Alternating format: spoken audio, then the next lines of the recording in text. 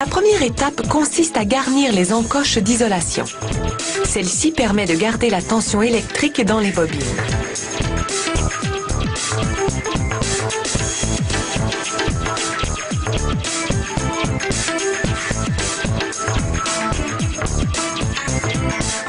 Les bobines sont composées de multiples fils de cuivre enroulés par des machines programmables qu'on appelle des bobineuses. Plus le moteur est gros, plus il y a de fils par bobine. Dans le cas de ce modèle-ci, chaque bobine compte 13 brins de fils de cuivre.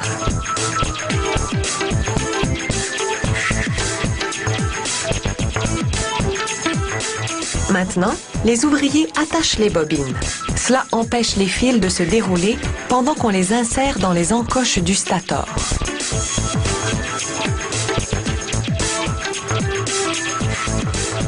Les ouvriers couvrent chaque bobine avec de l'isolant en fibre de verre.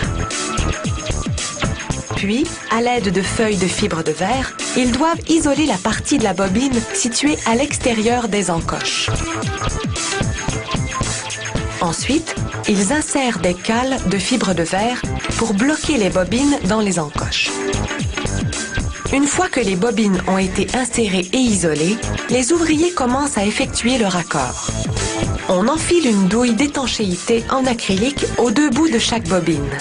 Il y a 13 bobines, donc 26 bouts. Puis, ils rassemblent ces fils isolés dans des câbles de raccord. Le nombre de fils par câble varie selon la vitesse et la tension électrique du moteur.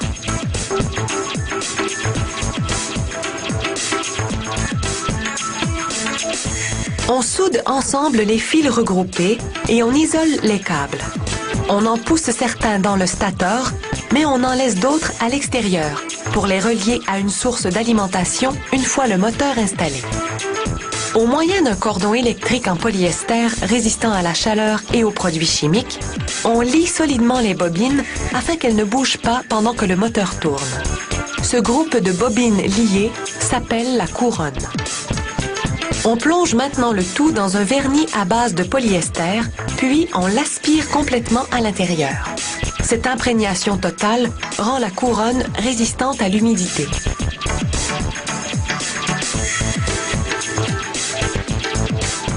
Ensuite, on enfourne la couronne pendant 6 heures.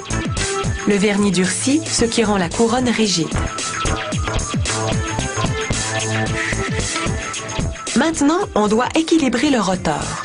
S'il est déséquilibré, il fera vibrer le moteur, ce qui nuira à sa performance. On procède comme le ferait un mécanicien pour équilibrer des pneus de voiture, mais avec 100 fois plus de précision. Puis, on glisse doucement le rotor dans le stator en veillant à ne pas endommager la couronne. Le rotor va tourner sur des roulements d'acier. On chauffe les roulements pour les dilater et les installer plus facilement. On y souffle de l'air froid pour les rétrécir et obtenir un ajustement bien serré.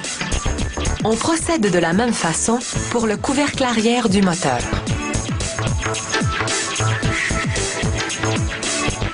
Ensuite, on chauffe le ventilateur et on l'installe dans le couvercle arrière. Le ventilateur sert à refroidir le moteur en marche afin de l'empêcher de surchauffer et de se briser. On couvre le ventilateur d'un volet de sécurité et on installe un couvercle à l'avant du moteur également. Lorsque le moteur est terminé, on lui fait subir une batterie de test pour évaluer, entre autres, la résistance d'isolement et la performance. Ces moteurs industriels sont conçus pour la machinerie des usines, comme les courroies transporteuses, les pompes, les ventilateurs et les compresseurs.